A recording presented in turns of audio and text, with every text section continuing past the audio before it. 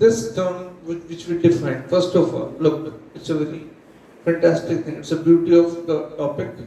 First of all, we came to know about the electrostatic charge, then its force, then due to field due to it, then potential.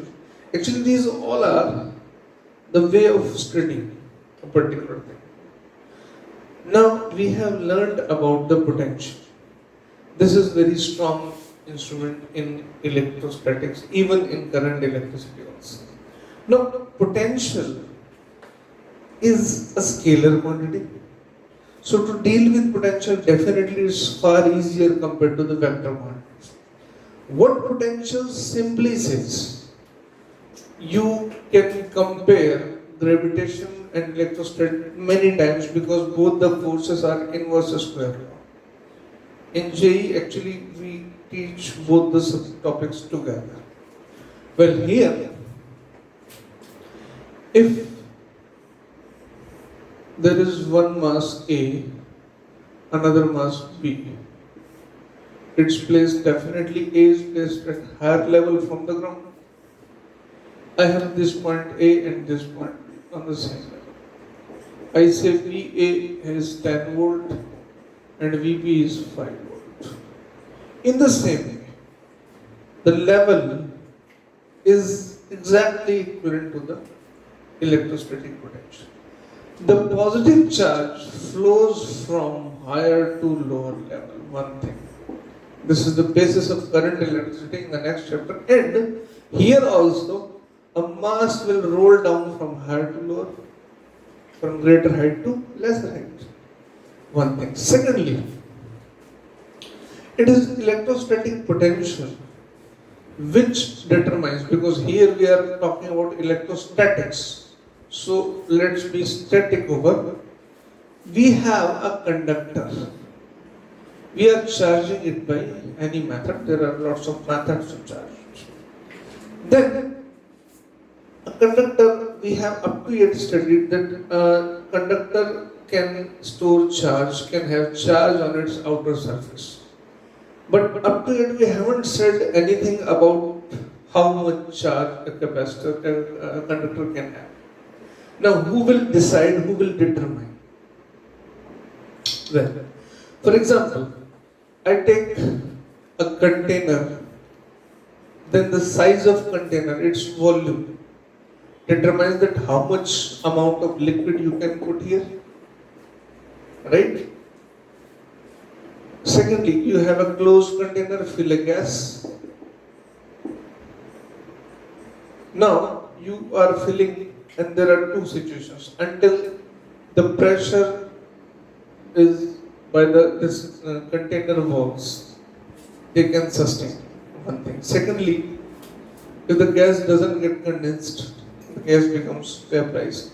For example, it remains in the gaseous form, but the pressure is the term which determines the amount of gas. So everything must have, wherever we can talk about storage of anything of any object or anything, storage, whenever there is discussion of storage, then definitely there is a word always concerned. I write here capacitor. I didn't write the topic. Capacity. Now, in different situations, this capacity has different definitions. Up to yet we have learned about the capacity of keeping any liquid in any. You have a bottle of water. Its capacity is 1 liter. Someone can have 2 liter. You can have a big bottle of 5 liter. Then it is very clear that its volumetric capacity is determined by its size. About this you know very well. Another capacity, lots of other capacity, as I tell you, that how much, for example, you have a football, you fill air in it up to 10 atmospheric pressure. Then you want to fill it more, you can make it 11, 12. That's the strength of the material of the football that will allow to fill the amount of gas inside it. So there is a little idea regarding capacities of other things, capacity of lots of things. That depends upon different factors in different situations. Now, let's talk here.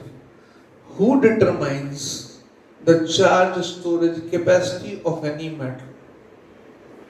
The charge storage capacity of any metal is determined by, listen carefully now, the potential acquired by the conductor on which the charge is being stored. Because potential is the measure of potential energy per unit charge. Now, how does it define? Look, in general, we assume that the conductor is placed in air. You are giving charge to it. Now, you would have seen sometimes on the poles or in some household instruments also sparks. Now, what is actually spark? Spark is what in electrostatic circuits, in electric circuits, actually sometimes you plug in or plug out, you see sparks. Simple sparks you can see. Actually, spark is what? That electrons are always, every moment running. They are in motion. When you are plugging in or plugging out, then few electrons jump over from the plug, from the supply to the metal of plug. Then electrons, when they jump, then in between there is air. And electrons have energy. They can ionize the air. Air molecules say there is hydrogen, there is nitrogen, there is oxygen, or any other some small amount of any molecule of any air. Then what electron does? It has energy. It ionizes the, suppose H2 is ionized. First of all, H2 becomes H and H. Then it is ionized. The electron enters or knocks out the electron. Then it returns back. Then we know very well in chemistry that when electrons from lower to higher energy level absorb energy, and when they return back, then they radiate energy. Then if in this whole process, there is lots of things are going on, in this whole process for us which is important, the electron when moves from higher to lower energy level, it radiates energy, and if that energy lies between the visible range, the VIB, I hope you know, violet, indigo, blue, green, yellow, red, orange, right? If the energy lies in between the visible range, then it is visible to us in the form of spark. So, that spark is in general can be called the leakage of charge. For example, you are filling up water inside a container, then up to, if you fill it more than its capacity, then it will flow out. It's called leakage. Here you are charging it, and charging exceeds a limit. Limit is called dielectric strength of the air. Means this is air which can sustain up to, in general, the electric field of 3 into 10 to the 6 volt per meter. Up to this electric field, if there is electric field by some metallic object or anything which is sustaining in air, then air won't ionize. If electric field goes a little beyond this, then air will get ionized, and the particular thing will get, there will be rush of ions, and the particular thing may get burnt, because there will be huge amount of energy evolved. Once this process has started, this discharging, ionize the gas, the air molecules of the air molecules are getting ionized, they're rushing over. Then there is huge flow, and this happens in the clouds, the uncontrolled electric energy. This happens in the clouds. When the clouds accumulate more and more charge, they are accumulating. A certain moment they exceed the limit of the air, the surrounding, which can sustain the potential or the electric field. Then they rush to the air, and that's what thunderstorms. The same thing here. Now, let's come back. The quantity which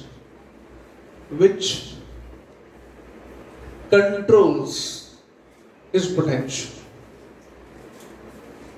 Further, as in case of liquid containers, there is a constant quantity. I compare here. There is a container, there is water or any liquid, there is a level. Here, the water is equivalent to charge, level is equivalent to potential. Definitely, this level is proportionate to the amount of water. Here, V proportionate to Q, or I simply write Q proportionate to V. Potential is proportionate to the charge and Q proportionate to V. Further, as you move it down, then there will be some stoppage that is determined by its capacity. In the same way, we have a proportionality constant C, which is called capacitance. Now, let me tell you, this is a very fundamental definition, even up to any of the question of IIT level, of any top level question you solve. You will have to stick with this fundamental information. The fundamental definition that Q proportionate to V, Q equals to CV, and C is equal to Q by V. That's the capacity of the material or say capacitance. Well, in next class we'll talk about the